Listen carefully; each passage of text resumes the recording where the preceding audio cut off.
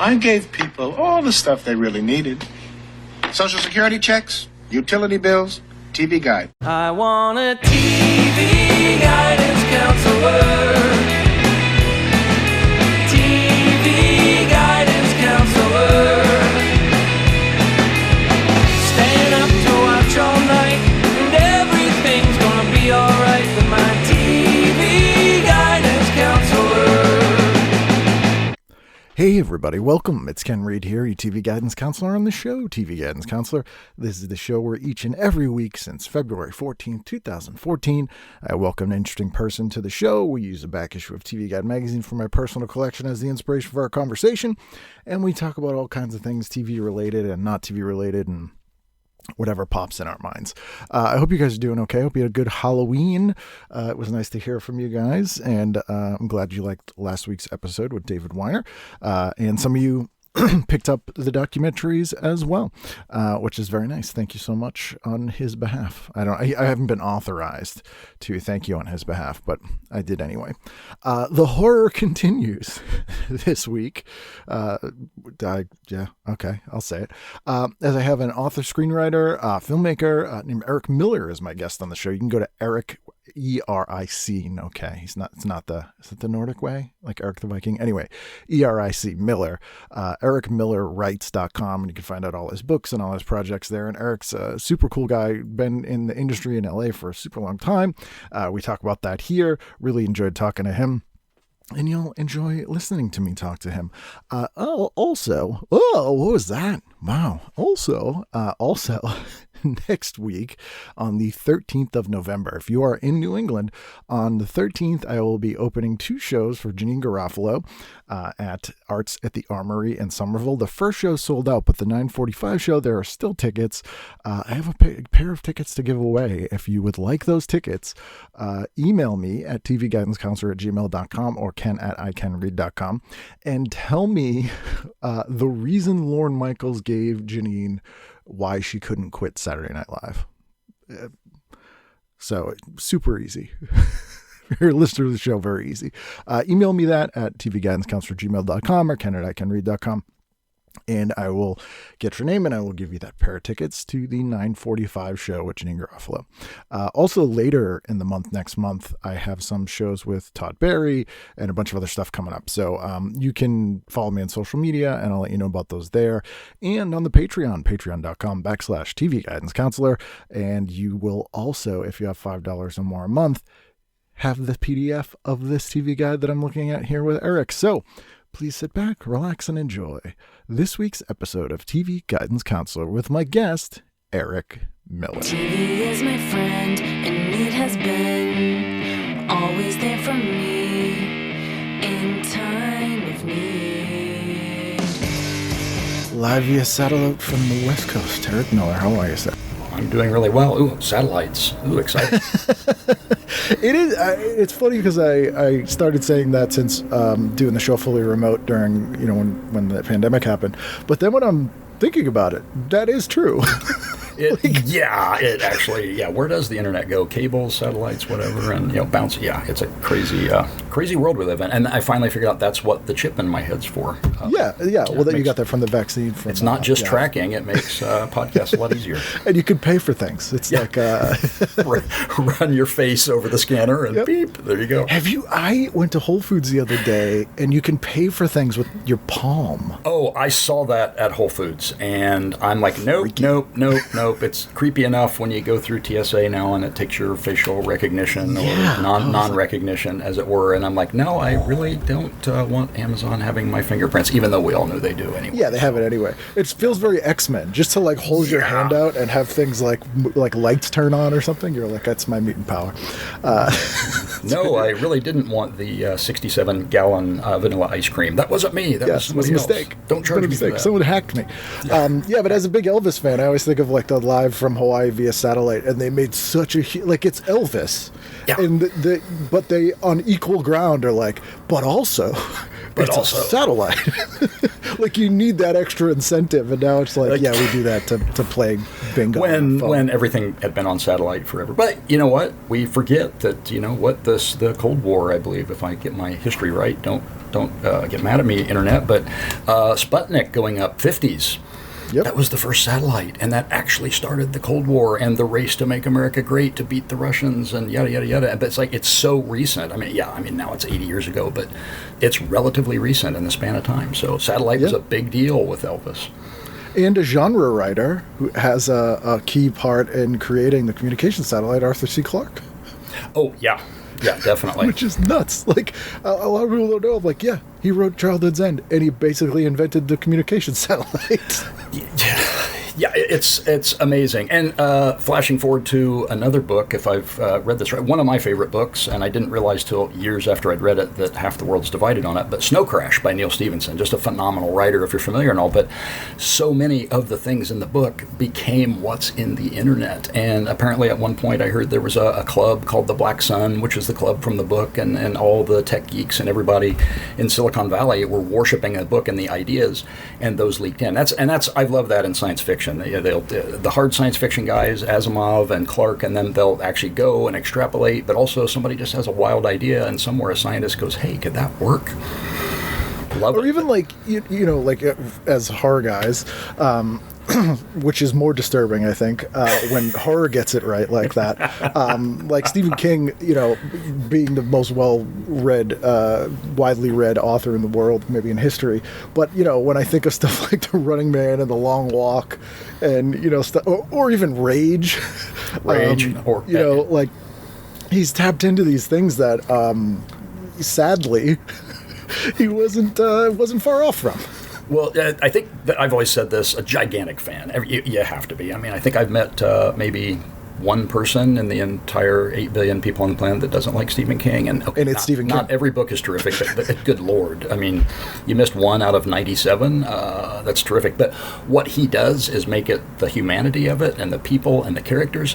When you add the supernatural in, that makes it even that much better. But he's so smart about making it's real. You feel like you're there. You feel like you're in Derry, Maine. And like you say, you're one of those people. And then when he flips it upside down and looks a little bit futuristic, when he does the science fiction vaguely or the horror elements, I mean, thinner. I mean, who doesn't want to take a pill and lose weight? And then the next thing you know, you weigh 2 pounds. I mean, obviously brilliant. Doesn't need me to say that, but yeah, you're completely right. And we'll get to the guy in a moment here, but I'm always eager to talk horror when I get a chance. But I always think of King as like the heir to Richard Matheson with that stuff. Like when I Am Legend Forever was my favorite book growing up, and I'd read it over and over again.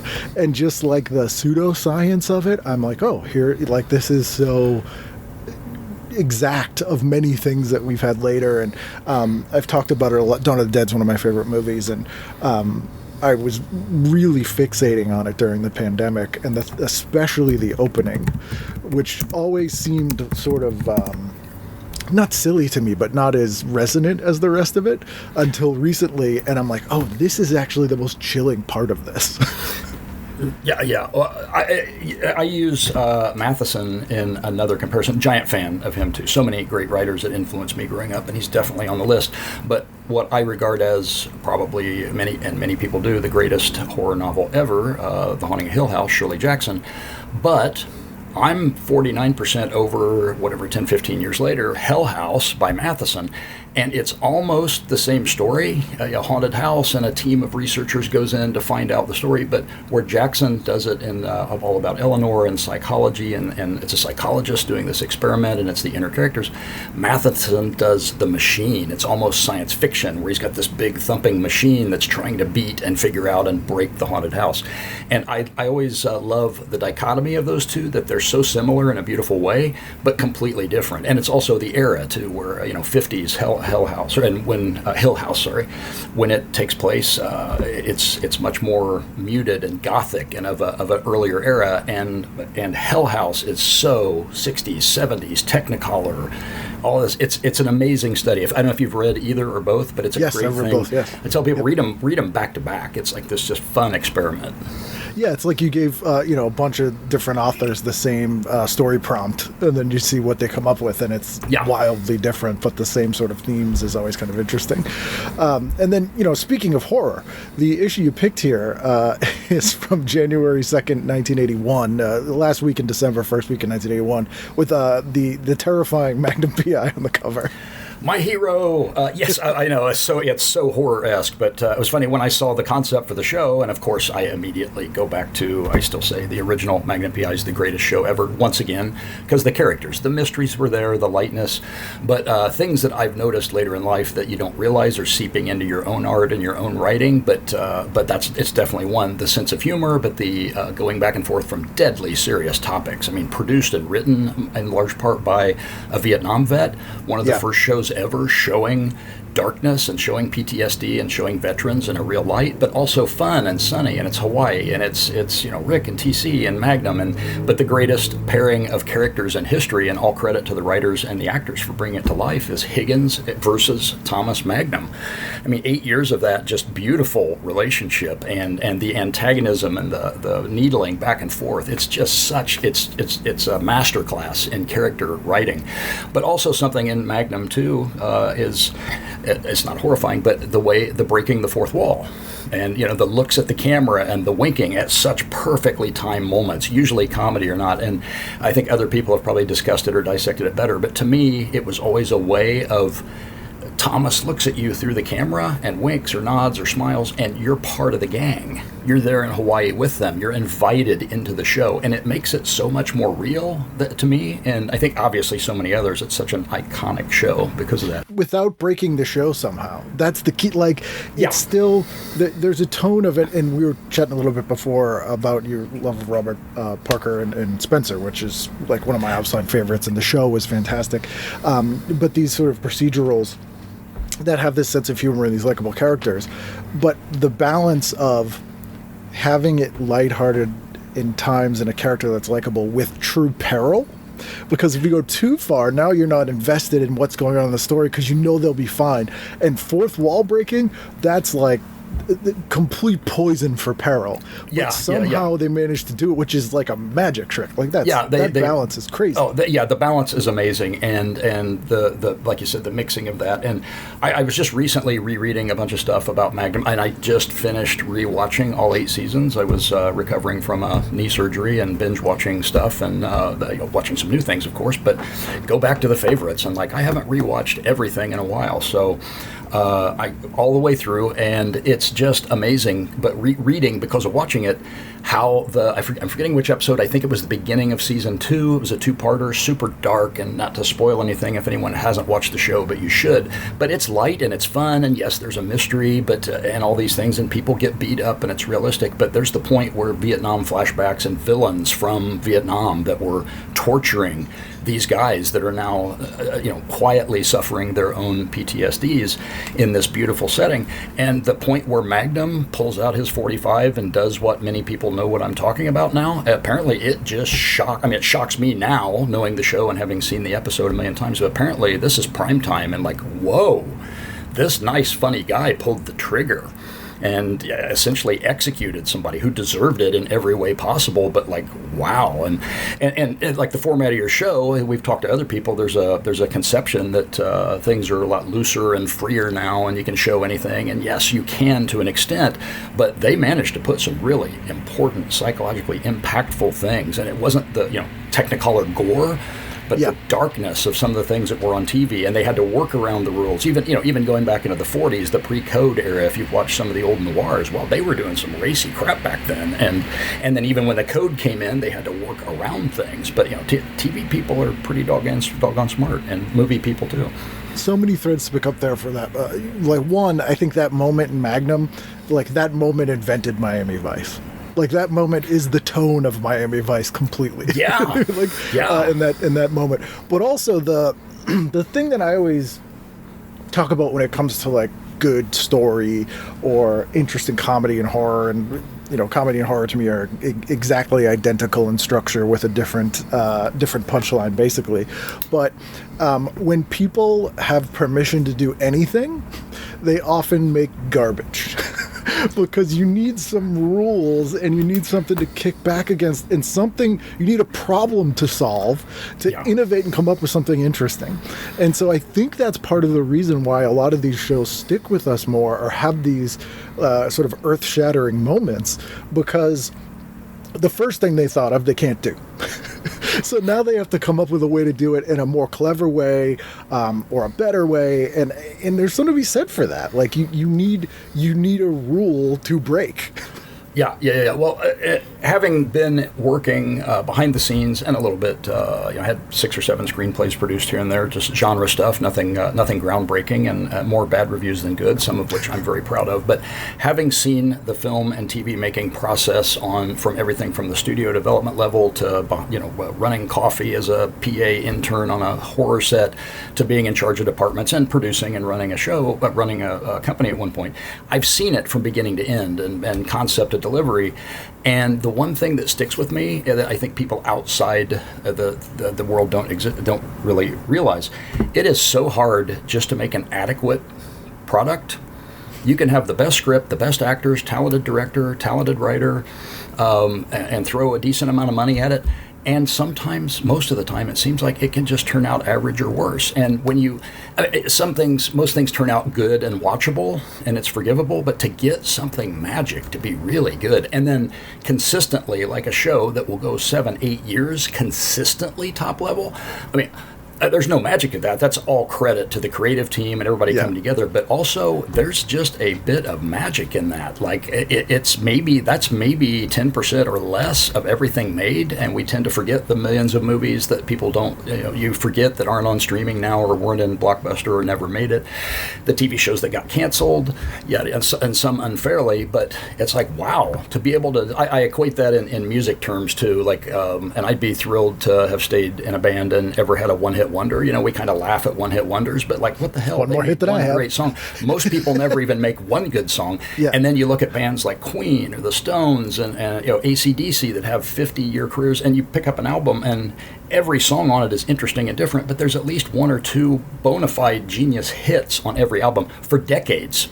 Like, you don't realize, we take it for granted.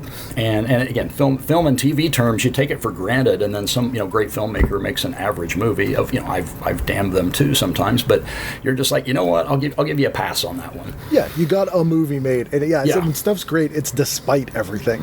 It's sort of everything in your way. In spite of everything, and then also, it's the weird one, like I've worked on a lot of these where the whole thing just turns, while you're making it, the process, it's just like, every day is a fight, every moment, both metaphorical, literal, and figurative, and you're like, what is this chaotic mess? And somehow those seem to be the ones that actually turn out special. Yeah. And you're like, how in the hell did that happen? Like, we just kind of stumbled through it, and like the director didn't know what he was doing, or he did, or he's had his knees cut out by the studio, or the studio didn't know what they were doing, and the director went crazy, or the crew sucked, or usually the crew's great because I'm a crew guy because we're the backbone of making movies. Can't make a movie without a crew. But and then you watch it and you're like, holy shit, that's really good. How did that turn into that? Yeah, and then the opposite, like I said, you've got everything in the world on the plate, and then you're like, well, that really sucked. Right. It's greater than the sum of its parts, or less than. Or less. Either way, that's correct. And before we dive into the issue, you may be one of the few people on Earth that will appreciate this story. I had Sandra Curry on the show. She's the older sister of Sherry Curry and Marie Curry of the Runaways. Oh, wow. Yeah, huge fan. She's an actress, and she's been in a ton of stuff. She's been Policewoman and Golden Girls and all this stuff. I didn't actually know that. Wow. Oh, yeah. She's her older sister. She actually lived next door to the near dearly departed Lonnie Anderson. And so years ago, I did an episode with her, and I was at her house. And her husband is the director, Alan J. Levi, whose name you've probably seen in the credits of Magnum. He directed like almost every episode. Yeah. And directed a ton of episodic TV. But I forget how this came up. Sandra was like, Alan, show Ken when you were directing Orson Welles. And he's like, she's like, show him the Orson Welles. So he goes and gets this picture, and it's Orson Welles in this throne, like this giant chair with about 10 Yorkie dogs at his feet. And he goes, Orson insisted, because he was in a Magnum, I believe, Orson Wells. He was the voice of Robin Masters, and I don't know if they actually showed the corner of him at one point. Maybe they showed him once, but that's a whole nother story about who is Robin Masters. But yeah, so Alan was like, he insisted on having these dogs, so I had to shoot around them and shoot around the chair because this character doesn't have 8 Yorkie dogs in a chair. And I can't imagine a more difficult job as a director, especially of that generation, to have to direct Orson Welles. Yeah, direct him, period, and then yap, all the dogs around and everything. Especially in that era. So it was this hilarious picture where he was like bent, like telling him something, directing, and Orson Welles is in this throne. It was such a bizarre photo. I'm so privileged to have seen it.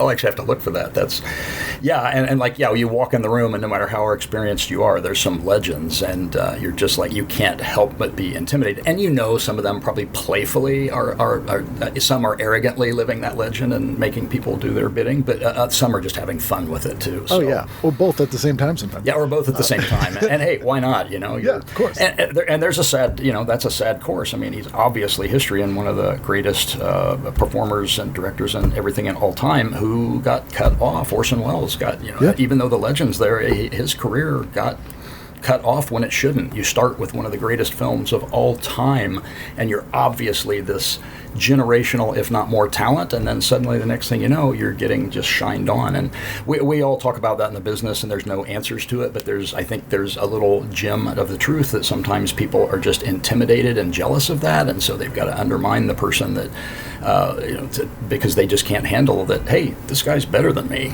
And people like me, and like I love working, like I fully admit, that guy's 10 times better a writer than I'll ever be. What can I do that he did? Or it makes a director. You better. Yeah, it makes us better. It makes me proud when I luckily get on a set like that or get a project to be able to support people like that and be a part of that. And the best ones admit, especially film, that it is a collaborative process. But that goes back long conversation. But I think it's the auteur theory that used to be more prevalent in the 60s and 70s, and very European, that the director is the author of the film.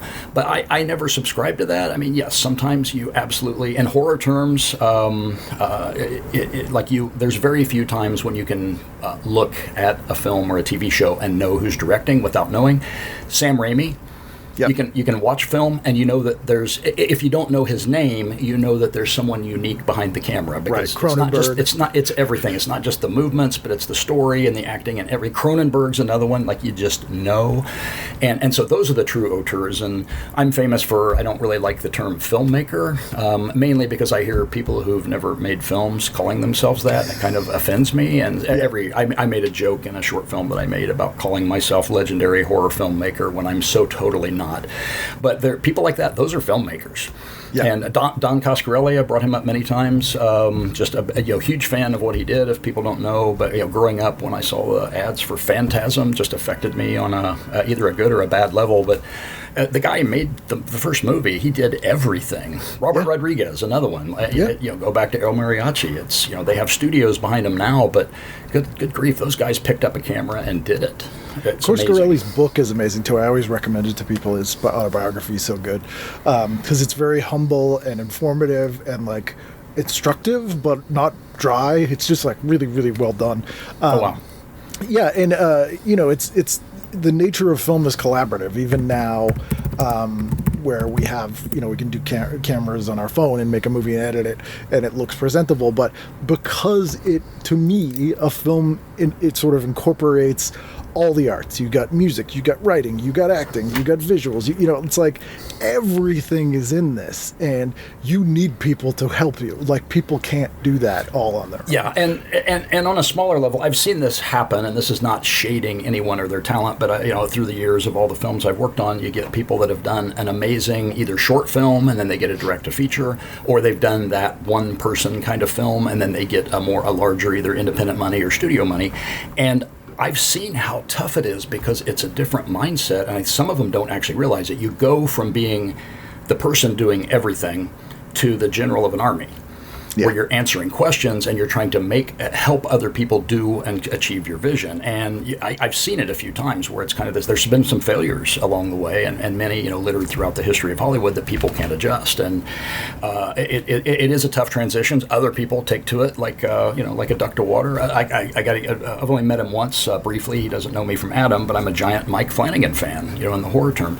And his first movies he made for nothing. He did that, and when he got a little bit of money, did he just not only respect the works that he's adapting, or his own original works are amazing, but he like duck to water, and gigantic productions. And from a guy who started making I always think of Cinch as the first movie, but there was one before it. But he's shooting tiny little no budget movies with very small casts and are very effective, and then gigantic projects and based on Hill House and others, and he got the prescription. That guy's doing it right. Or David Lynch, I always think of the story where he showed up on the set to Elephant Man, or in pre-production for Elephant Man, prepared to do the makeup himself. And they were like, and he had like and then he collapsed, it wasn't working, and then he was like, oh, I get it, okay, this is different, this is not a Eraserhead, I can't do all the makeup from this big studio picture, the Elephant Man. Instantly changed. Well, part of it's kind of a life lesson too. Some people just it's knowing your place, not in a negative way, but knowing where you're comfortable. And in my career, I started off as an intern at Orion Pictures in development, and at a time when they put a bunch of money into development, so the floor that I was working on, I got an internship with Howie Deutsch, who's had a illustrious directing career. Yep. And some kind of wonderful. But then around me is just like everyone. Jessica Lange and Dennis Quaid's desk was next door, and all of these stars and people that had these development deals. I started off there, and it was great. And I'm an intern. I'm an idiot from Indiana with long hair, wearing the wrong clothes, and didn't know how to answer a phone or do anything. And all respect a couple of friends that are still friends today that taught me, hey, dumbass, that's not how you answer a phone. And great experience, and I ended up staying there and for longer than I should have. But then about a year or two later, I got my first job on a movie set, and it was a low-budget horror film. And I almost knew instantly that these were my people. It wasn't just that I'm on a horror film, horror science fiction, which I love and it's my genre. I just felt like I like you people.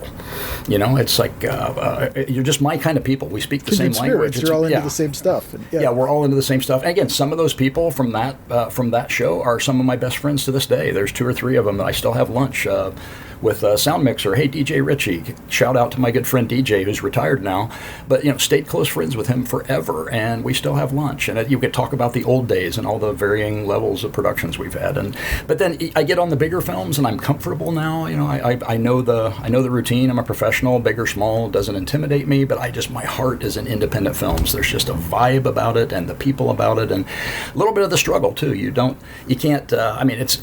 When we say throw money at a problem, you can't really do that because there's always an accountant or a production manager, but there are projects that just throw money at stuff without care. But you do have access to resources on the bigger films, and when you're shooting in Los Angeles, you can pick up a phone and get something from almost any vendor. But I go up to Oregon, and we're in the wilds of Oregon, and somewhere you got to figure it out.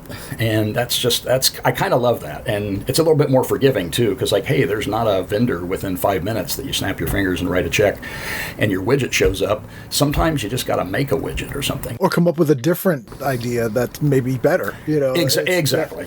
What was that first movie, out of curiosity? It was called Crash and Burn. Oh yeah, Charles Band. Charles Band, which I went on to work for Full Moon and Moonbeam and all various iterations of that for 4 or 5 years. And again, thousands of friends and great opportunities at an early age. And it ended up going to Eastern Europe and working on a lot of the films over there, and just so many life-changing events and memories and people that I met at an early age. And some of the movies are really good. Some of them are programmers, and some are okay. They're always entertaining. They're never boring. It was entertaining. I'll say that. Yeah, Bill Mosley's in Crash and Burn. I've talked about him a lot on a couple other shows and stuff, and I'd totally forgotten, and I can't even remember if I've ran into him since then or whatever. But he and a couple other people, and he's spoiler alert, he's the killer robot or whatever. Taking from Terminator. So many different influences that the indie guys have to do. But I just remember him as being a super nice guy, and and to me, everyone's a star. That's my first. It's my first movie. And, he's 4 years off of TCM too. Yeah. So, but people like that, and then I've just loved watching through the years that he just gets so much respect. It's because he's got so much talent and he's so good at what he does. And You're like, is this the guy from Silent Night, Deadly Night 3? yeah. Where's the Academy Award? Let's start the campaign. The dome head. He told me an amazing story about the first time he saw Texas Chainsaw Massacre, because he went to Emerson College here in Boston. Oh, I didn't realize that. Wow. We had this place we called the Combat Zone. It was like our 42nd Street Times Square. It was literally called the Combat Zone. It was like this really rough area of all the porno theaters and. So he was going to college, and he went into this theater to see Enter the Dragon. He's like one of the few people there, and he was like, "This is great." He loved it. And then right after Enter the Dragon, Texas Chainsaw Massacre starts, and it's like 2 a.m, and he's like, "What the hell is this?" And he said he sat there and just watched this whole thing in stunned silence, and like stumbled out of the theater being like, "What did I just see that?" And then had to go back, and like that's when his like obsession with that movie started. Which is kind of his story how we got into that. Yeah, and what a seminal movie, which I'm sure you've talked about it before with him and everyone, but so many people have talked about why it's iconic, and I love the fact that we all talk about gore and how it used to show things, and people remember there's no blood in that movie. There's nothing in it. Yeah, it's sound so effects, psychologically the most violent, crazy movie that started genres and freaked out generations. There's no blood in that. I mean, a couple spots here and there, and that's the power. And I that's kind of a personal thing with me too. I love gore. I love good effects, and being in the industry for so long, when I can watch a movie and not see the seams and not see the effects and get into it, it blows me away because I'm always watching. But I still like the psychological thing. What's off camera is so much more powerful because your mind creates this space, and books obviously do that. You can describe it as much as you can, but it's going directly into your mind and DNA. And as we both know, again, talked about a million times, other movies like that, from Alien to Jaws, some of the greatest horror / science fiction movies ever made are what they are because the monster didn't work. Something broke, and you're like, oh my god. So cut around it. I think it was an Alien. Again, I hope I have the story right, that they were supposed to be up on big stilts and running and chasing people. Yeah, he looked ridiculous when he was moving. Yeah. Yeah, it's not going to work, and then suddenly it becomes a horror film. And obviously, Ridley Scott, one of the greatest directors ever to exist, and I still haven't achieved my dream of working on a Ridley Scott movie. At this point, I'd sweep floors just to say I did it because I have so much respect for what they've done. But smart enough to realize you don't freak out, you don't throw a tantrum, you work around it, and either on purpose or inadvertently, the film becomes that much greater. Yeah, it's the film almost tells you what it needs to be, and we'll dive in here. This caught my eye. There's cigarette ads in here, which is always funny to me. And every single time I open a TV guide, there's brands I never heard of, and this one is a brand called Triumph. I remember seeing the ads for those. One of the weirdest ads. It's a guy with like a cigarette in the middle of his fist, and he's looking at it like, yeah, damn. But the ad copy literally says, "Umph!" UMPH exclamation point. It says, "Umph! Taste the oomph in Triumph." And I'm like, that is a terrible / maybe the greatest ad I've ever seen. It's you pick one. It's either the best or ever. Oomph! Yeah. That's a guy who wanted to go home early. Are those? Is there a fine print on there? Is there actually crack or something in that cigarette? Like what? Oomph! That's where we go. No, there's a diner in my high school hometown. I moved a lot, but of my many hometowns, my high school hometown, Seymour, Indiana. Shout out Larison's Diner downtown. And a few years ago, went to my first class reunion ever, the 40th, which was interesting. But some close friends that I've stayed in touch with, both sci-fi horror geeks to this day, the old D&D gang. And I go into the back, and they've still got the cigarette machine there.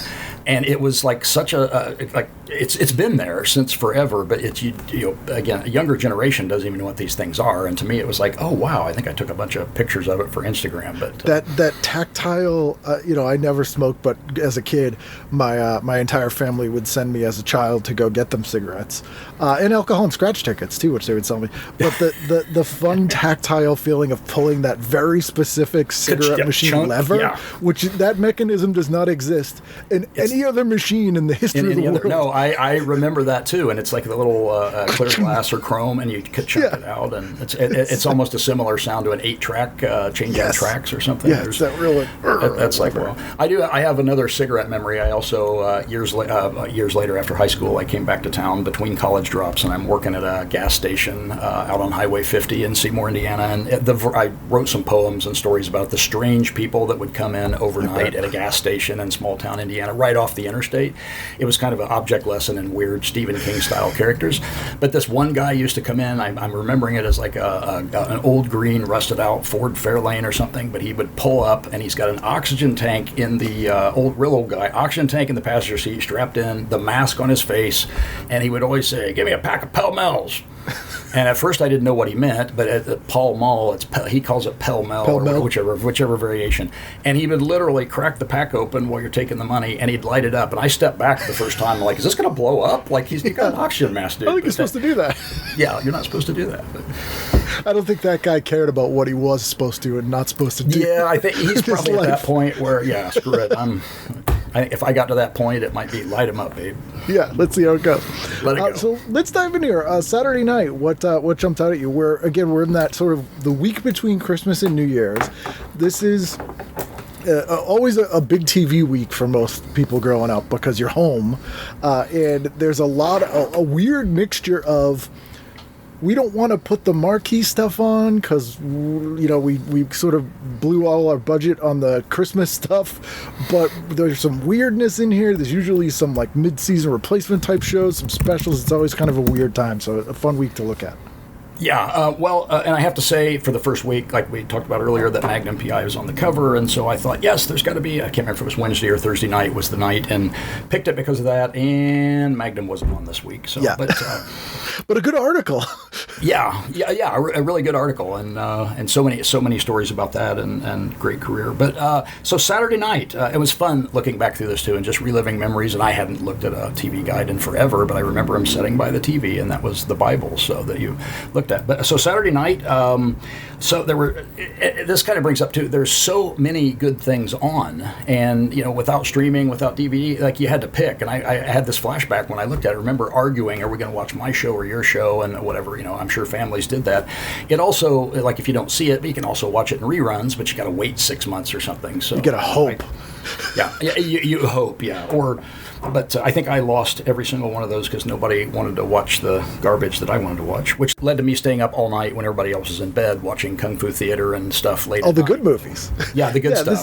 This is pre-VCR, and I always say this is an interesting time because there's skill sets I think children and young adults don't develop these days, and one of them is having to learn to advocate for your choice. Like trying to convince other people that they want to watch, whatever it is. That it probably drove families together and drove them apart at the same time. And there's probably families out there that still haven't spoken to each other forever because somebody wanted to watch Cosby and somebody else wanted to watch. They're falling out over Love Boat. Yeah, exactly. So anyway, Saturday night, that was a tough one. I've got multiple choices in all this, but the Tim Conway show was on, just such a comedy genius, and I love still to this day, I think he's still on, I haven't listened in a year or so, but Tim Conway Jr., his son, is on KFI radio here in LA, and just a completely unique, different style of comedy, but just funny as hell. But Battlestar Galactica was on, but that came on at 6, so I would have been sitting there watching the original Battlestar, and I think Tim Conway, WKRP in Cincinnati, is on in prime time, but I gotta go. I saw it on here. One of the greatest films ever made is Breaking Away. Mm-hmm. I don't know if you've seen it or not. People listening, if you haven't, it was 78 or 79, won the Academy Award. It's Indiana. It's about Indiana University, the little 500 bike race, and that was my youth. That was my growing up, and I was too young to have worked on the film, but we all watched it, and it so captures the essence of Indiana, Southern Indiana, of college kids versus the local kids, and it's a universal story. It's not just an Indiana story, but being centered around the bike race of the little 500, and it's one of Dennis Quaid's early movies, and he's terrific in it. But it so well captures just 4 friends hanging out of different types that one's gonna go away, and one's gonna go ride bikes in Italy if he can, and Dennis Quaid's gonna stay and work on cars, and you just can't help but wonder, are you still going to know each other in 40 years? It's funnier than hell. It's got that. There's I know every state and city has it, but there seems to be this weird, unique Indiana kind of sense of humor that I hope people think I'm funny. But is it David Letterman? David Letterman's from Indianapolis. Letterman from Indianapolis, and many other people. The great comedian David Lee Roth, the funniest frontman for a band ever. Zazow. But Breaking Away. Flat out, I'd be watching Breaking Away again at that time, it would have been probably the first time on TV because it had just been in theaters and everything. This is actually the Breaking Away TV series based on the movie. Oh, wait. Oh, my goodness. So this stars Jackie Earle Haley and Chris Lemmon. Now, okay, so I'm just going to be put my head down in shame. I didn't even know that existed. Yeah, a lot of people didn't. It was very short-lived. It was canceled by the end of this season, so it didn't even make it a full season. It's got a great cast. So you have Jackie Earle Haley, you got Barbara Barry, you got Sean Cassidy, and it was an hour-long series. It was pretty well received, but just didn't hit for whatever reason. And I think a lot of people, and I did this too, kind of wrote off Breaking Away because you're like, oh, is this like a bike racing sports movie? But to your point, it's a coming of age movie. It's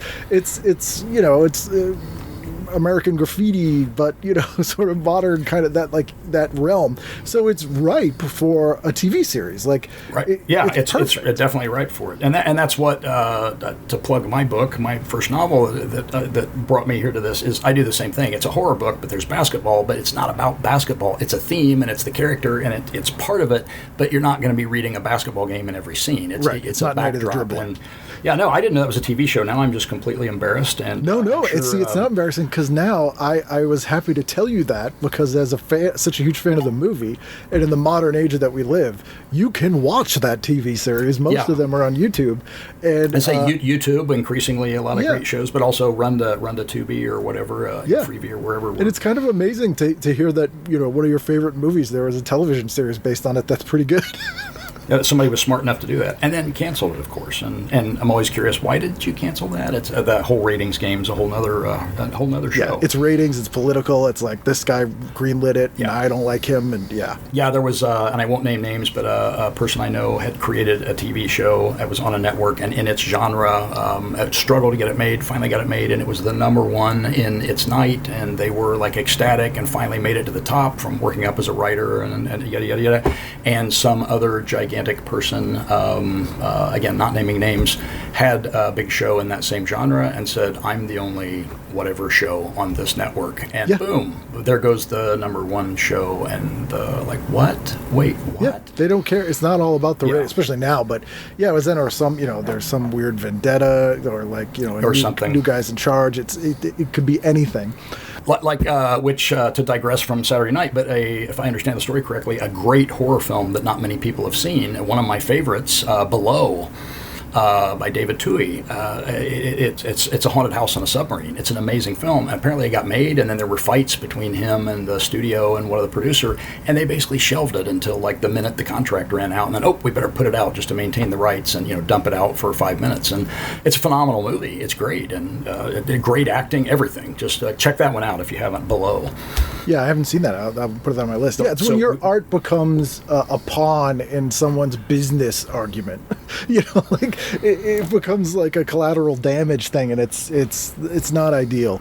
And that's not fun. And that's the beauty. I mean, there's terrors of YouTube and the internet and streaming and all that. That's also the beauty of it, that so many people can make a living or at least make some money or be creative expression and not be beholden to the gatekeepers. And again, pluses and minuses of that all over the place. But it is beautiful when somebody can be successful and not have to say, hey, the studio exec comes in and stomps on you for whatever reason. I will say before we move on to Sunday, there's a thing on at 10 o'clock, and it's after the purview, but the ad and the write-up just grabbed me. It's an ABC News close-up, hour-long special called The Shattered Badge. And it's this picture of a cop pointing his gun, ready at you, the reader. And it says, killing, alcohol, suicide, divorce. What leads cops to the breaking point? So it's just this thing about cops completely going nuts. It's a documentary. But it's okay. Yeah. That came on at 10, so it's like, wait, what? Like you can put that on at but after 8 o'clock zone, 9 o'clock. Oh no, families are watching. But put It's the on kids to bed opposite and, Love Boat, literally. Yeah. Literally. Oh, it is opposite. Like, No, you can that's watch actually that. That's brilliant counter programming right there. true. That's true. Somebody's a genius. You Like, watch wow. 2 days after Christmas. You're watching Police: The Shattered Badge. These guys losing their mind, which is fantastic. That probably spun off of Serpico, which was giant, Yeah. not too before that, and it's probably still good. There's also an ad for the Great American Beer Switch for Schlitz versus Bud, and I remember those commercials. Yeah, it's got a switch in between the two beers, like a Frankenstein kind of lever switch. But this ad doesn't really convey, like in a still ad, it does not convey that well, and it just looks like this vibrating phallus between the two, because they've made it like they've given it like motion lines. It does not read how they think it reads. how they think it's going to read. Yeah, I'm like, okay. Or that can be part of that. I read the book in college about all this, the alleged supplemental advertising. Oh, yeah. About how things look like, phallic symbols or vaginas or whatever, and something This that's making one's- you buy the brand. And you're like, really? And then you look at the picture and you're turning it upside down. It's a Yeah. Rorschach test. No, I really see a bird in a cloud. it's maybe I'm there. missing something. That is, oh boy. Oh, boy. Sorry. So you're Sunday. Sunday night. Well, Sunday night's a good one. I had to trying to read my own writing. I had a choice on movies. North Dallas 40, which is a great film. Nick Nolte and the fictional Dallas whatever, and just drunken, broken, beaten football players wanting to win, and hilarious, dark comedy, but also showcasing how brutal football actually is. I mean, it was kind of a revelation. We didn't know about it, and you talk about it, but like I think if I remember right, the opening scene is them waking up the day after a binge or a game and just literally having to take handfuls of painkillers and get in the cold bath just to be able to move on a Monday morning. But then also just the hilarious. But then The Rose is on at the same time too. So another great, the great Bette Midler, incomparable. And so I'd be like in my brain like flipping between the two, whichever. But also, hey, Chips was on. Yep. Oh my goodness. Which not a lot of people realize this. If you haven't ever seen it, I'm sure it's on YouTube, and I thought I was hallucinating when I remembered it, but H.R. Pufnstuf was on an episode of Chips. Do you remember seeing that? Or I do, yes. yeah, they pull over a car and he gets out, and H.R. Pufnstuf is late for the studio, so and I'm like, did somebody slip acid into my Coke? What's Chips going on got here? weird. This episode Chips got weird. Yeah, speaking of football, this episode has Fred Williamson and Jim Brown in it. Wow. So you got the it's a football. It's some 50 celebrities turn out for a roller disco charity benefit. Also on skates are a boy on the freeway and thieves. That's the episode that evening. And thieves. Yes, and thieves. Also, there's a thing called GE Omnibus that's on. And I've never seen this. I have no recollection of it, but it seems like a variety show with a rotating host. And this week's host is Hal Holbrook. Wow. Which is weird. I guess he was just coming off doing his Mark Twain. Mark Twain, yeah. Yeah, his Mark Twain thing. And so he's hosting this, and on the show is Princess Grace of Monaco, Grace Kelly, I believe, is Grace, people know her as, John Ritter, singers Aretha Franklin and Big Mama Thornton. That's the guests on Hal Holbrook's show. It's amazing. That was like the old Carol Burnett show that they still show on MeTV. The guests that would come on, and Holbrook might not. I don't know in particular, but he might not have been a weird choice because don't forget back then. No offense to today's actors, and there's many like Hugh Jackman, who's a singer, play on stage, does everything, not just Wolverine ripping people apart. But most of them, a lot of them at that age, came out of vaudeville. They came out of musical theater. They came out of radio. They could tap dance. Now it's just like, wow, Dolph Lundgren can tap dance and speak 6 languages and play the drums. And back then, everybody did, and it catches us off guard.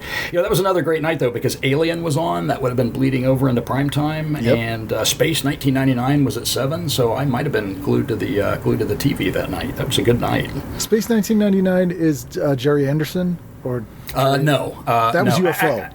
UFO, yeah, and I don't know if he might have had a consulting in it. The whole Jerry Anderson thing is just amazing, and you forget that those were on, and people don't know it, and I love how that influenced the other great film, Team America, World Police. The obvious extrapolation of that years later with 2 other just geniuses, but like wow, it's fantastic, yeah. But those shows were amazing. I still have some of the toys from those shows. Like they're great. Yeah. And he invented. I hope they're worth $1 million. I got to get on YouTube and see if I'm see if you be able can to retire. So. And he sort of invented first-run syndication for the most part. He sort of taught Henson for the Muppet model. It was UFO was the show that he did. It was I think it was his only live-action show, which I always got confused with Space 1999 was Martin Landau. Martin Landau, yes. Yes, okay. Who I got to work with one time, and it was amazing. Really? And great guy. Little movie called The Joyriders. I don't know if it came and went or anybody saw it, and I can't remember his part, but I do remember that whether he did it on purpose or he's older and throat problems, he talked at a whisper, so you had to lean in really close and pay absolute attention to him to understand what he was saying. But we're on this low-budget movie, and I'm geeking out like I've done many, many times. It's Martin Landau, and they're always. I think a lot of the guys are either annoyed, but some of them are really happy that I'm one of the few crew guys that go, no, you were on this, and this, and rattle off their career, and some of them look at me crooked, like, who is this kid? But others embrace it, and some people love telling story. There's a story that Ari Gross tells on the set of House 2. Still one of my favorite taglines ever. Oh, House 1 and 2, holy crap. Both good movies. House 2, the tagline is the second story. I know, I love that. Perfect. And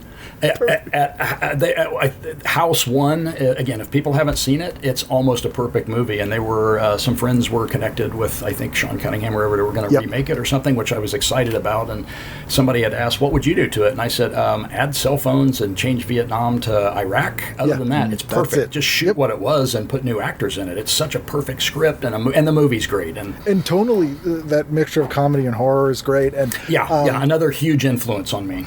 And Vietnam, that's the thing too. That was one of the other things I want to mention with Magnum PI is Vietnam overshadowed pop culture for the entire decade of the 80s. Especially genre stuff. I can't even tell you how many new Twilight Zone episodes or about haunted Vietnam vets or that it showed up in every show, shows you wouldn't even think of. The cultural impact, even as I'm a kid, I think I'm a little bit older than you, but even as a kid, you know what it is, and it's on the news every single night, even though a lot of the stories were being suppressed and things. But it doesn't take anything away from other conflicts that are just as horrifying and terrible in their own way and what happened to them. But wow, like you say, it just took over everything, pop culture, and just wow, what a powerful moment in history, American history, world history. And part of it is it was the first televised war. We weren't getting sanitized definitely. Sort of, propaganda films every night. They were showing. Speaking of gore, sometimes I see the news footage that they showed, during dinner in the 60s and 70s, and I cannot believe it. So I think that really messed with people who even didn't firsthand it really did. see it. But also one of my favorite movies ever, Death Dream. Bob Clark. Oh, yes. Yeah. Also, The Night He Came Home and Dead of Night. But that movie, that's such a good Vietnam movie.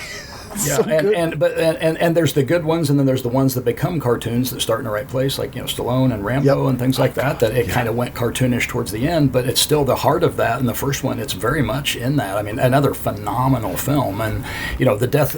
You remember it as being hyper bloody, and yes, there's a lot of kills, but it's nowhere near like a John Wick movie, which a completely obvious different type of body count. But that was amazing.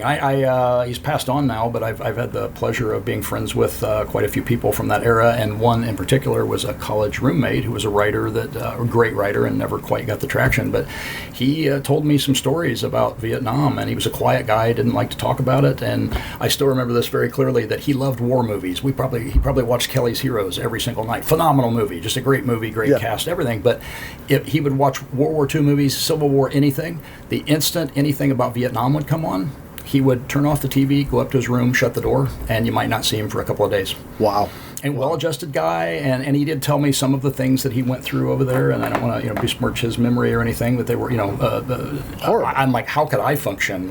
You look at all respect to veterans and anyone who goes through anything like that, and like you said, and it turned over the world, and then shows like Magnum PI that personalized it and made it real, and not just the TV, but changed the world. I think made people start talking about things like mental health and PTSD, and we still have problems, but still people are more open to talk about it. Oh, now. totally. It's not just like, deal with it.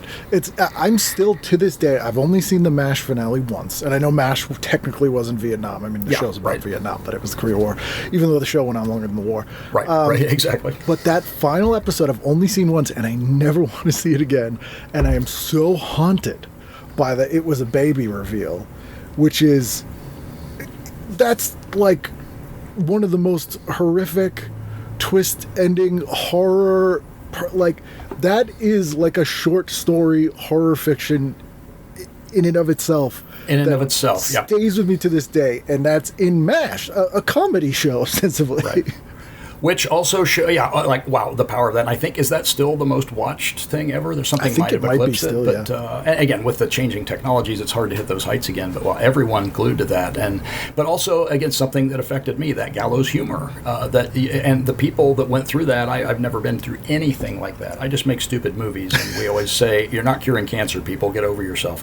And the respect to people that go through that and real. And I'm sure the actors themselves on a show like that had to get into those characters. And it's phenomenal, but the gallows humor of that you have to laugh. Things are so horrific of what you're going through. And again, the generations later, you look at them when they're older, and somebody that or you see at the grocery, or you have coffee with, or your dad, your uncle, your mom, went through these things and never really talked about them. And obviously it's rich mine for stories, but it's life, and it's amazing. And that's, again, why we have horror and comedy fit so well together, because they naturally need to. You need that sort of balance of it. And when people get it wrong or try to force it when they're telling stories, it can be the worst thing ever. Yeah, but I always try to put that in my stories, and sometimes people look at well, this goes from really dark to really funny at the same time. But those are the influences that I'm taking on, and honoring that in a way. I hope that I'm honoring that, but it's natural. If you do it well, it's natural. And comedy's hard. I always say comedy's the one genre that if you fail, it doesn't become a different genre. Because horror, if it's bad, it's funny. Drama's bad, it's funny. Comedy's bad, it's just bad. And you can't blame it on anyone else. Nope. It just is there's no ironic, fun watching bad comedies. And when you're on stage, again, hats off to every performer who ever stood up there with a microphone, whether in front of one person at 3 a.m. that's still drunk and the only one left, or in front of a whole crowd. And my hat is off to you, the guts it takes to go up there and to succeed or bomb. And that's why I love, actually, I don't think a lot of people saw it, but the short-lived Dice Clay show, and now I'm forgetting the name of, the one that was on Showtime or HBO? Yeah, on Showtime. Yeah. It was Natasha Leggero and Dice Clay, and he's playing himself 30 years later, and the stereotypes, people believe that stage character was him, and it's not, and he's like, it was an act, and but him accepting that he was, he's nobody now, and the joke in the show that he owes the casino money, so he has to play whatever stage they tell him to forever, and I think he always goes on at 3 a.m. in the smallest room, but the humility of him as a person and as an artist to do that, but then to also turn it into comedy and a great show, make fun of himself, that's even braver and that's what actors do, that's what writers do when we put it on the page, but also great actors and directors, is you're putting that, you got to be, I think they say the first, one of the few classes I had in acting in college, the first lesson, you've got to be unafraid of being an asshole, of revealing yourself and letting people pile on you and give bad reviews and laugh at you. And, sometimes you take the constructive criticism from it, but you just got to let people pile on. It's tough. You release a book, you release a movie, you do whatever, and here come the reviews, and hopefully they're good. But I think a lot of people in Hollywood must have taken that class, because I've met a lot of people that have that mentality. You get the thickest skin in the world, or stuff like that. You have to, and especially when you work for some people that are really hard to work for, you get the thick skin. You have to, and otherwise, and there's no shame in not liking it and flaming out. There was a movie I won't mention, but a few years ago I worked on that was horrendous on the set. It turned out to be a terrific movie, like I said, one of those. But I think we were going through a certain department. Every 2 days there was a new person in that department, because they'd come in and it was, by any rights of any workplace ever, it was this insane toxic workplace. But we're so in, you get so into it that you start. I mean, even I started noticing on that film. But yeah, these people, they just be gone, and you get a new person in, and you start training them, and then 2 days later, you'd see their eyes when somebody's screaming at each other or something weird happens, and they're gone. And, like drummers from Spinal Tap. Yeah, exactly. We've got. So anyway, yes. So where are we? Monday night. What are you doing? Did we just do Monday? Wait a minute. I can read my own notes here. What did I write? Monday. I don't think we did Monday. We did No, Sunday. we didn't do was Monday. Well, MASH. MASH is on Monday. Yeah, so we've talked about MASH, obviously. What such a phenomenal show, and the movie is terrific too, and the books. I read the books afterwards, but back in the day. But I've also got one of these wonderful dichotomies on the movie front. It started a little out of prime time, but Jaws 2, which is not nearly as good as Jaws 1, or War and Peace. Which am I going to pick? They're both, I'd be tough.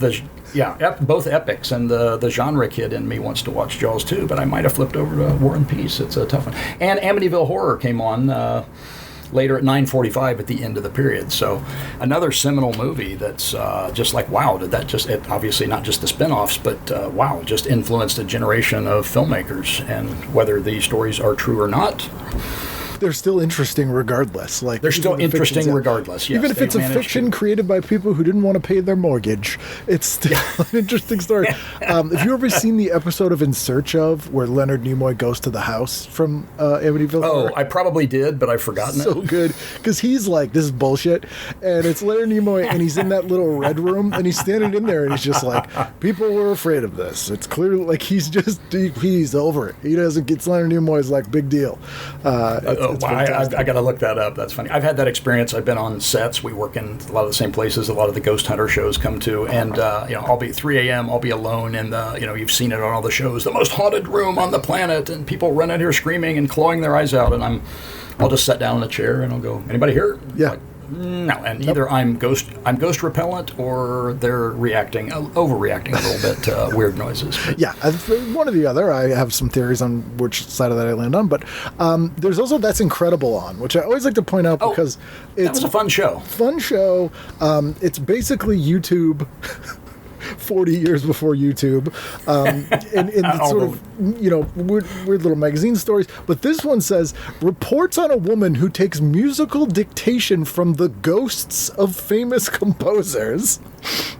Wow. There's a movie. A stunt pilot who uses his dog as part of his act. Medical discovery to help children with growth problems. An Oregon logging company that transports trees by hot air balloon. Also, a studio demonstration of rescues at the MGM Grand Hotel fire. An example of psychokinesis. A follow-up on the voice box operation. That's a lot. I'm canceling every other show I was going to watch that night, and I'm just going to watch that on an endless. They pack a lot in that hour. Kathy Lee Crosby is really wow. There's also the Freebie and the Bean TV series. Freebie and I thought about that. I've never seen the show. I love the movie. Some of the best car stunts ever. But man, Tuesday, what are you doing? Monday was an interesting night. That was a lot of really diverse, crazy things on there. Tuesday night was a tough night. There wasn't a whole lot on there. At least it appealed to me. There was a lot of stuff on there. But I was like The White Shadow, which I used to watch, and my books got basketball, like I said, and I was a massive basketball fan growing up. I still am. I don't watch it as much as I used to, but I was just watching a David Letterman interview on YouTube last night with Magic Johnson and Larry Bird, and they're talking about how people forget that you didn't really used to get to see basketball, and until they came out and their giant the rivalry and all those things, until 79-80, basketball was on at 11:30 at night, and suddenly the 80s came, Magic and them and Kareem and all these great players, and then Jordan came, and suddenly the NBA is everywhere, and even to this day, it's just like the whole world is NBA, and it's one of those that like it was just forgotten. Same thing, same era. I'm a big Formula One racing fan, and back then nobody really watched it. Internationally, people went and they liked it, but the famous, I think, story that's in the movie Rush, I think it was Suzuka Japan racing, like in 79 or 80, the guy went out and said, hey, I'm going to get the TV rights to this, and nobody cared, and he went around to all the teams and signed them up, and that was he was a manager, Bernie Ecclestone, and he basically signed up the worldwide TV rights, and suddenly, again, cut to years later, Formula One is more people watch that than other than soccer on the planet. Somebody, smart guy at the right place, right time, and he's right up David there with Stern, NBA, with Hasselhoff rebuying the rights to Baywatch for $2,000. The network's like, yeah, you can have this canceled show that sucks. Like, take it, and they don't do that anymore. Everything goes into turnaround because they all want to get billions of dollars to associate it smartly, but or tax the good old days. White Shadow, my dad loved. And he would always talk about the show with Ken Howard. I remember Ken Howard was doing a play here where he played Ben Franklin, and my dad was like, it's the White Shadow. It's Ben Franklin. And I'm like, okay. He's like, you don't understand. He was very impressed by that. But apparently there's a character on the show named Salami. Oh, yeah. Oh, I forgot about that. Yeah. I don't remember every episode, but I remember it being a good show. The ad is hilarious because it says, Salami charged with assault. I did that with a real Boston accent, too. I don't know why. But the concept of salami being charged with assault is great. But basically, there's a fight on the court. So that's where salami's charged with assault. But that sounds like an onion or like a weird... well, I was going to say, it sounds like an onion, or these days, it could be the front page of the New York Times. That's true. It would probably be true. There's salami charged with assault. But, you know, I would have flipped over, too, on that on Tuesday was Nova, which, of all things, Dudley Moore being the host, and it's on Nova, the science show, on the concept of time. And I'm a giant science fiction fan and science fan, and wrote never went anywhere, but wrote a time paradox screenplay, and a couple friends are working on those too. And I love time movies and shows that they can work around with that. So everything from Quantum Leap to the real Triangle, great horror movie if you've seen that. Wow, what a mind bender, and it's so hard to do. And the great Primer, if people haven't seen Primer, look it up. And just the story of making Primer, like holy crap, hats off to what was it like? You have 80 can afford 80 minutes of film, and they make a 78-minute movie out of it with non-professional actors, and it's genius. It's perfectly like every frame. It's so tight. Like it's That's a filmmaker. You get the crown. Mm-hmm. You win. Sheriff Lobo is on that night, and I mention it because we have a commissioned artwork here with a full-page ad, and this is really an 80s pop culture phenomenon I don't understand to this day, but the obsession with mud wrestling. And this episode is Lobo moves to Atlanta and tackles the dirtiest game in town. Lobo, Perkins, and Birdie drive their new City Slicker bosses wild as they try to clean up a Lady Mud Wrestlers con game. We got Claude Akins and Nell Carter in a mud wrestling episode in the season premiere. Everything I just said, forget the White Shadow, forget Nova Time. I'm there. I'm now a Sheriff Lobo fan. I need this art on the side of a van. It's like airbrushed art of Claude Akins like hovering over this woman's mud wrestling. It's so weird. And that probably won the Primetime Emmy that year. It did. It should. If it shouldn't, they should retroactively go back and grant They created the Cable Ace Award. Speaking of time travel, that show. I'm in awe of the writers and showrunners that come up with those things, and never in my life, I just wish one time I could come up with something as brilliant as Sheriff Lobo and mud wrestling. Beside myself with... Part of me is like writing for shows in the 80s was the easiest thing on earth, and a lot of people I've had on the show who did write for shows in the 80s confirm that to a degree. Because literally you're in the pitch room and you're like, I don't know, mud wrestling ladies, and they're like, good, write it. Write it, yeah. The Disease of the Week shows or what, perfect. That kind of thing. And I'll do it. Wednesday, what do you do? Wednesday was an interesting night, kind of a down night. It should be, if I remember right, that should have been the Magnum PI night, but for whatever reason, they just took that night off. So would have been the first season of Magnum. Bonanza, still love Bonanza, still catch it on episodes, and what a great cast. And we all still have the question of where are the women? They're mud wrestling.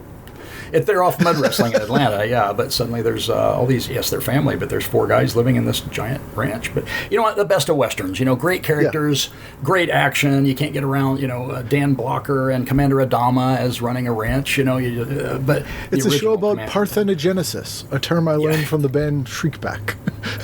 Which is how amoebas reproduce. That's what Bonanza is about. It really is. But it's kind of there's a reason it stands the test of time, and it's iconic. And I would like to point out, if nobody's noticed, I'm sure millions of people have, but the map is sideways in the opening. Yeah. I looked at that for years and went, wait, that's not right. That's not where Reno is. No wonder these guys I watched that trapped. Or two other classic great shows. Again, Taxi. But one of the greatest shows ever that led, in my opinion, directly, I don't know if it did or not, but Soap.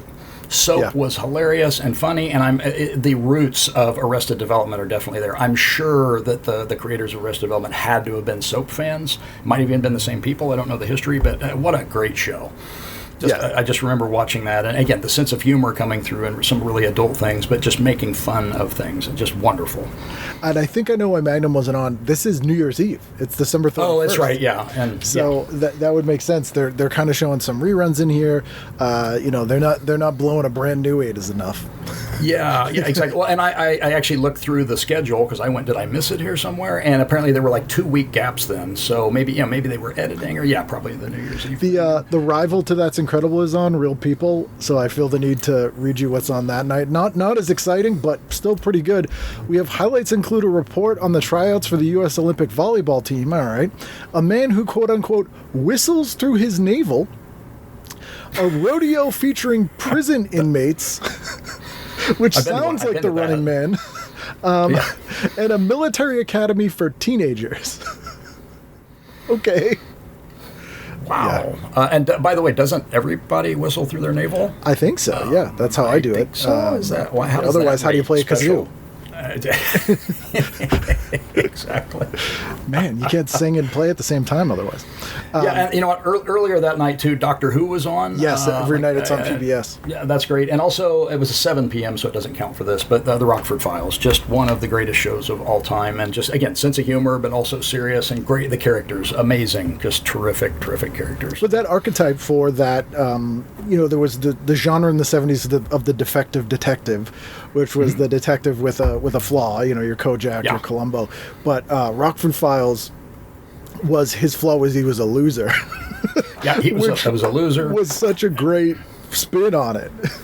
And he's an ex-con and can't do and the dad and everything. And it has been years since I've been out there, but the place where the trailer was parked out in Malibu, you still go there and people still remember the trailer being parked there. When you watch the show now, you can see it. And it's like, it was right there. I'm all jazzed about silly things like that. But a show that was the blueprint for things like Magnum and a lot of the 80s shows that we got.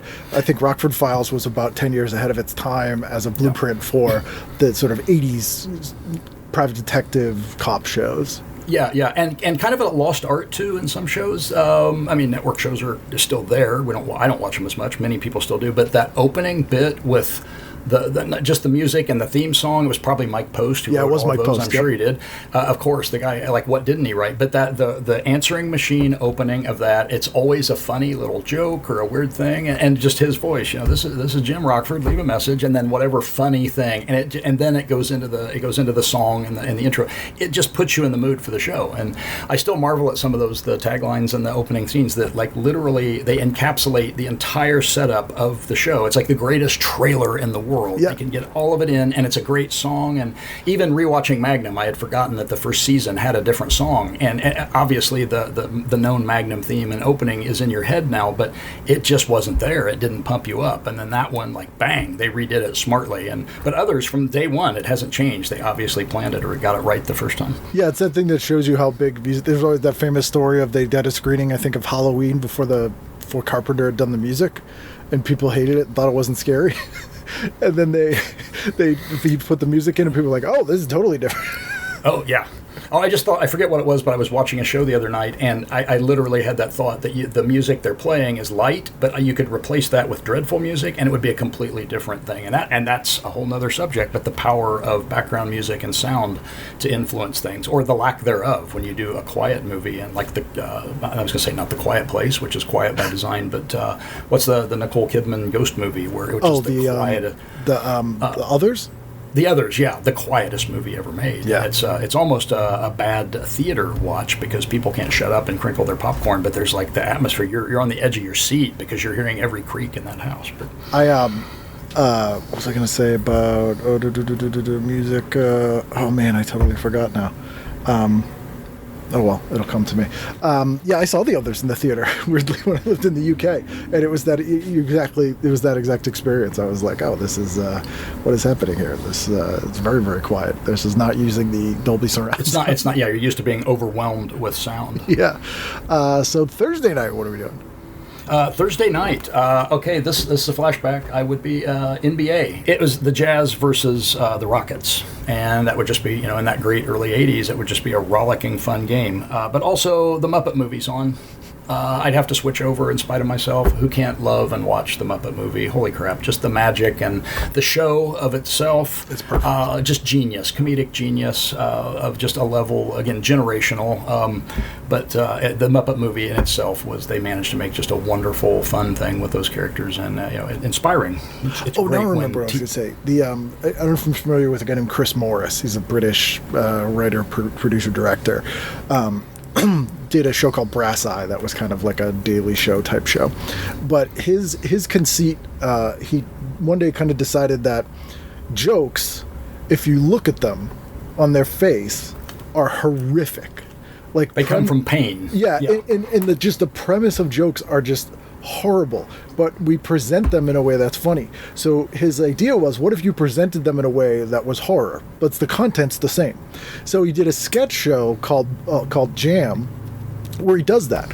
So there's this one sketch that I always, it's brilliant, but this one sketch illustrates it well. It's sort of shot in a pseudo-documentary, and it's this guy describing something that he saw that was horrific, and he describes in great detail, really dramatically, that he saw this guy jump off the first floor of a building onto the ground and impact and break his arm, and then go back in and jump again and people were helping him up, and somebody asked him what he was doing, and he said he wanted to kill himself and jump off a 10-story building, but instead he jumped off a 1-story building 10 times in case he changed his mind, right? Which is like a but joke, right? But when you actually show that, it's horrific. And it's this shaky cam, and you see the guy like kind of and he's all, and people are helping him up and like cheering him on, and it's a flesh wound. Yeah, people are like, go again. That's but it's like true. It's like out. This is so dark, and you could. If a little kid would tell you that joke, and it would be like cute, but showing it exactly as the joke is, it's horrifying. Wow, people are just messed up. Yeah. Oh yeah. Us included. Wow. So we're January 1st. That's another one I got to look up. And by the way, I do have to say too, in the horror, flipping it to the horror thing too. After watching the Muppet Movie back then, was it even made yet? I don't know. But people now watching is to watch the other kind of Muppet Movie. Watch Peter Jackson's Meet the Feebles. Yes. Put the kids to bed and be ready to just cringe, because it's the Muppet Movie on a bad acid trip, and it's brilliant. Again, just like what the crap. But there's a Vietnam vet in that movie. Yeah, which goes nuts with a machine gun. There's drug addicts, and I still don't know what the giant spider is, but the giant walrus making cast members do. The movie is just effed up in the best and worst way possible, and it's such a homage to the Muppet Movie. And it's funny to me too that now less people would be shocked by that movie that it's a Muppet parody, and more people would be shocked that it's Peter Jackson, because they think of Peter Jackson as Lord of the Rings, and I think of Peter Jackson as Dead Alive and Bad Taste. Yeah. And there was that years ago now, but when now I'm spacing on the first art film that he made with the two Heavenly Creatures. Heavenly Creatures, and then people went, Peter Jackson, what has this guy done? And I remember friends being horrified, like, wait, is this a misprint? Can this be the same guy? Bad Taste. Oh my God, I just love those early movies. Have you ever seen Forgotten Silver that he did? I have, yeah. Oh, also absolutely brilliant, and it's a mockumentary, and it's so effectively well done that you don't even notice it. So wow. Funny. Again, somebody operating on a different level than the rest of us human beings. Wow. I've brought it up in the show before, but it looks and feels like a real documentary. But the premise is that they discover New Zealand actually sort of made the first films. They invented film. Correct. And there's my favorite part is that silent movie actor who had these shorts, and his whole shtick was throwing pies in babies' faces in public. He's like pieing babies in buggies, and it's so funny. Oh, it's great. Yeah. We still do that, right? That's, I think at the county fair. Yeah. Yeah. It's for charity. You pay $1 for the raffle for charity. Yeah. How many babies can you slip? And the louder the baby cries, we're going to hell now. They call it feeding the baby. So Thursday, January 1st. How are you starting your 1981? Well, wait. Was that Thursday? We just did. We just did Wednesday. Oh wait, no. That was Thursday. Oh, that was Thursday. You're doing the NBA. Yeah. Oh, gotcha. Yeah, we did. Orange Bowl. Yeah, it's a lot of sports and stuff on that night. Skating spectacular. Yeah, exactly. So Friday, final night of the week. Would be Friday. Start the new year off to a great thing. Well, more basketball. Two of the most lovingly hated teams of all time, the Knicks versus the Pistons. They weren't what they were then. The Knicks were still the legacy 70s Knicks, and which, just so many iconic players for that team. But then the Pistons weren't quite what they became. But that was probably just a great game.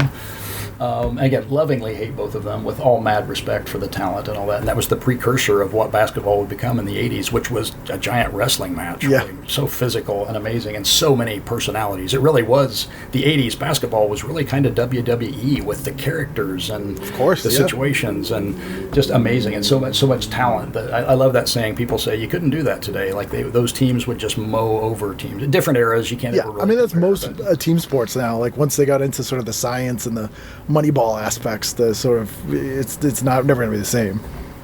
Yeah, never be the same. And just I think just the iconization of those players and the personalities, the coming up from the absolute greats, like I said before, Magic and Larry Bird, but Kareem still steamrolling, and just Michael Jordan and all of that wonderful cast, and just so many, Akeem Olajuwon, so many people and they were just personalities. Phil Lambier, it's like. Yeah. Oh, yeah. Lambier, the machine, and Dennis Rodman, of course. Yeah. You can't, Charles Barkley. Like, wow. Yeah. There's just there's amazing, wonderful players now, but there just wasn't that level of even with the media penetration now. You can't get that type of personality anymore. So, I mean, yes, there are a few out there, but like, I think people aren't talking allowed to sort of. Because everything's so instantaneous, and this is my old man complaint that I complain a lot about, like music scenes or flavors or whatever. Because everything's so instantaneous, stuff doesn't get time to marinate in a vacuum and sort of develop its own flavor as much. So everything becomes sort of homogenized or like just bland because it's more. Yeah, and for being so more open now, we're more shocked when somebody says something. And if anybody listening or you want to have some fun sometime, go back to watch some on YouTube or wherever. Watch some trash talking of some of those basketball players. Yeah. Like, oh my God, they were amazing. And Reggie Miller, home state, my hero, just still every time we were losing in a game, put Reggie in. And even though he's a broadcaster now, because just the guy that should have had a title, Reggie Miller, they should give him an honorary title. But just the trash talking. The stuff that comes out of their mouth, and his legendary battles with Spike Lee, merging film and basketball, Indiana versus New York. Like, oh my God, that's just drama. As I said before, that's 2 hours worth of drama there live. You don't need to script it. It just happens, and those characters and loving hatred for each other, and just watch Spike Lee and Reggie Miller going at each other as he's playing by on the court, and Spike Lee's sitting there in the front row. Like, wow, that's gold. That's entertainment at its purest. But yeah, the rest of Friday night, though, again, it's a doubleheader. What can I do? It's 2001: A Space Odyssey and Close Encounters. I'm a sci-fi geek. Like, what a freaking night! Holy crap! I feel like Close Encounters would be a good way to start off the 80s with 1981. Benson is on, which is the spin-off from Soap. Really good show. Really good show. Very different from Soap tonally. And Benson is pretty much the same character, oddly, but the show has such a different feel. It's a very interesting sort of class and spin-off tone. There's a show that was a mid-season canceled, was called I'm a Big Girl Now. Danny Thomas was in it. Sherry North, Martin Short. It's Martin Short's first. Who's just a genius. Ed Grimley. Amazing. SCTV's my favorite. And this was him sort of before he went back to SCTV, or on SCTV actually. He wasn't in it the first go-round, but he came in Network 90 later. But he was in America on this very short-lived sitcom that is not well remembered. And there's a show called Number 96.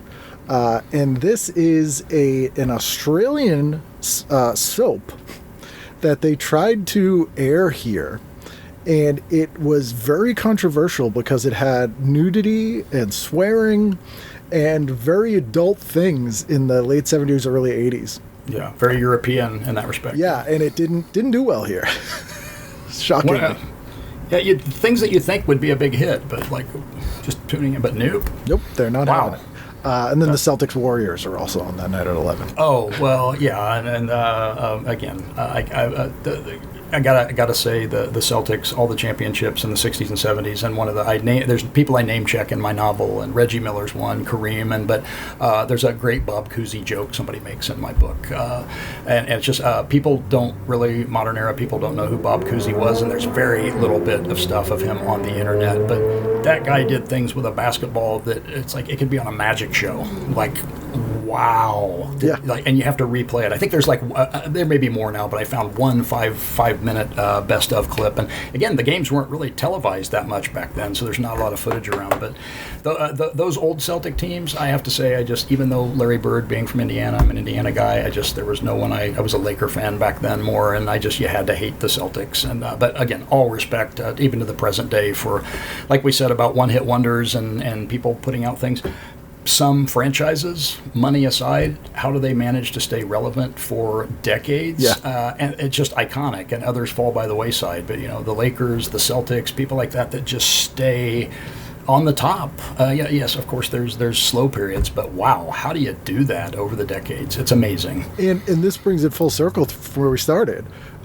Famous, maybe in my view, the most famous ex-Celtic of all time, Chuck Connors. Well, yeah. And he was in the Spencer for Hire television series.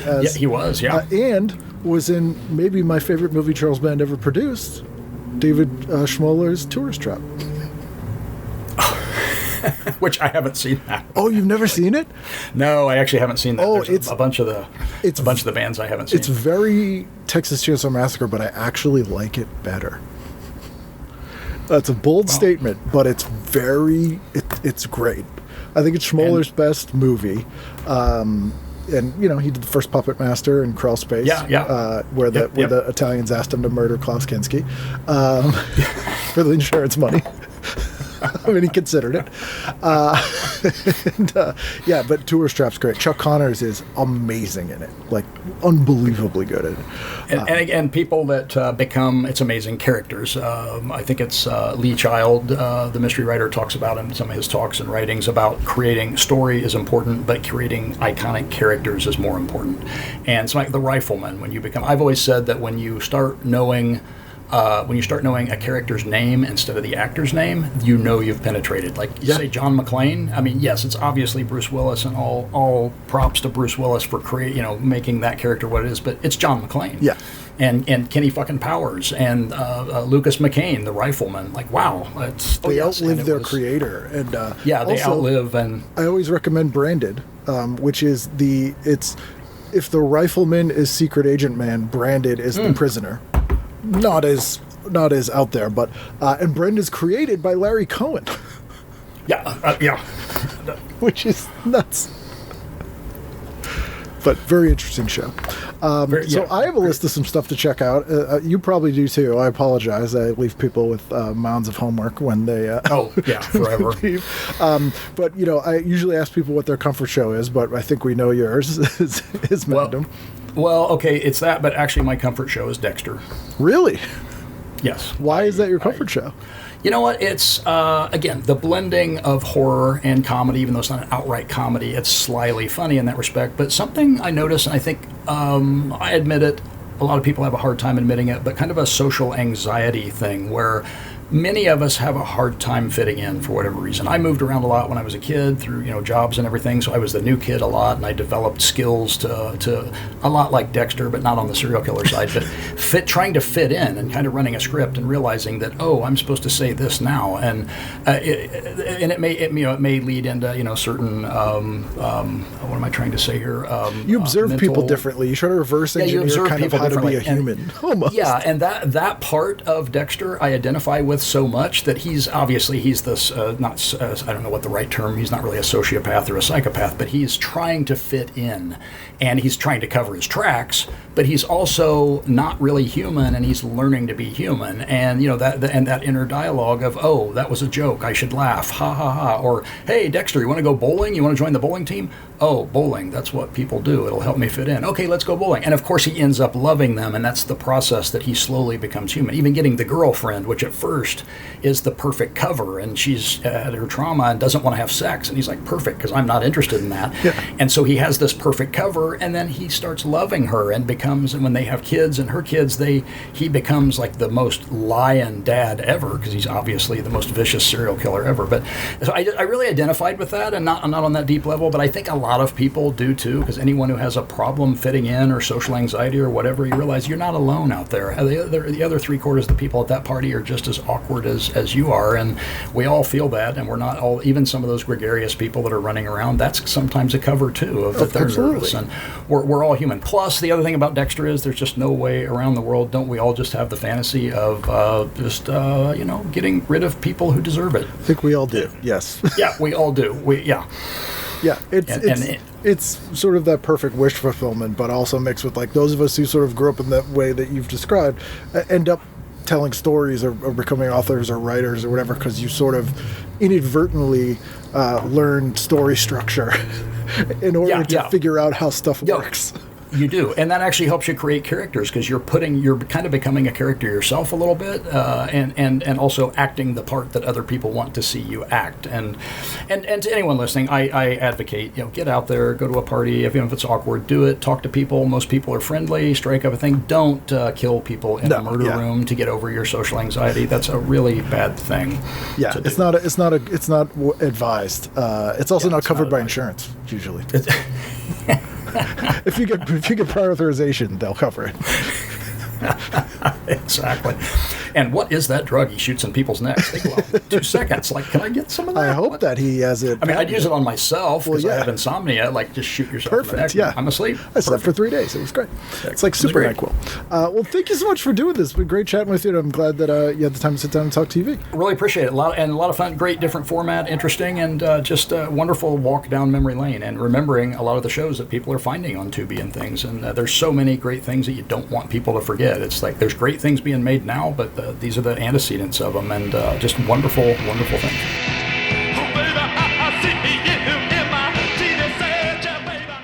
There you go. That's Eric. EricMillerWrites.com is his website. Go there, check out his books. You will not be disappointed. On the 13th of November, come see me at the Late Show, 9:45 p.m. at Arts at the Armory, opening for Janine Garofalo. If you don't want to pay for tickets, you can email me and tell me the reason Lorne Michaels gave Janine for why she can't quit SNL. And I will put you on the list for the Arts in the Armory show at 9:45 p.m. in Somerville. I have that power. I can make it happen. Anyway, I hope you're here next week because I will be for a brand new edition of TV Guidance Counselor.